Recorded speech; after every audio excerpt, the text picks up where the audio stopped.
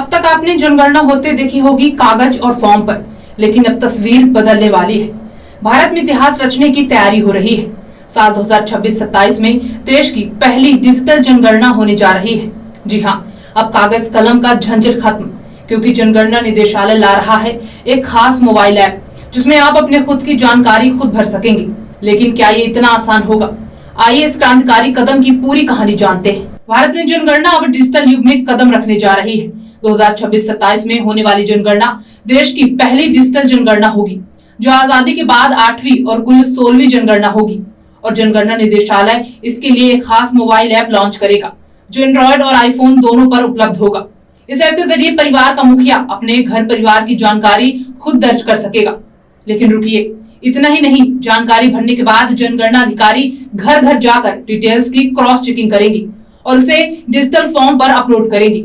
इस mega operation को 2 चरणों में अंजाम दिया जाएगा। पहला चरण 1 अप्रैल 2026 से शुरू होगा, जिसमें मकानों की गिनती होगी। दूसरा चरण 1 फरवरी 2027 से, जिसमें जनसंख्या, जाति और अन्य जरूरी जानकारियां जुटाई जाएंगी। इसकी आधिकारिक सूचना 16 जून 2024 को जारी हो चुकी है। गड़बड़ियों से बचने के लिए 31 दिसंबर 2025 तक सभी प्रशासनिक सीमाओं को फ्रीज कर दिया जाएगा। साथ ही जनगणना शुरू होने से पहले 3 जिलों में प्री टेस्ट भी होगा। इस विशाल काम के लिए सरकार ने देश भर में 34 लाख कर्मचारियों को नियुक्त किया है। हर कर्मचारी को 150 से 175 मकानों की जिम्मेदारी दी जाएगी और इन्हें 3 स्तरों पर ट्रेनिंग भी दी जाएगी।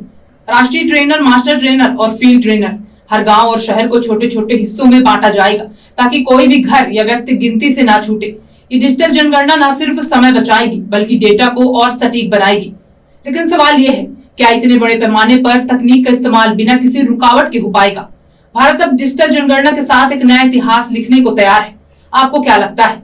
ये कदम भारत को और पारदर्शी बनाएगा? अपनी राय हमें कमेंट में जरूर बताएं और हाँ, इस खबर को ज्यादा से ज्यादा लोगों तक पहुंचाएं, क्योंकि डिजिटल इंडिया का ये कदम हर भारतीय को गर्व महसूस कराएगा।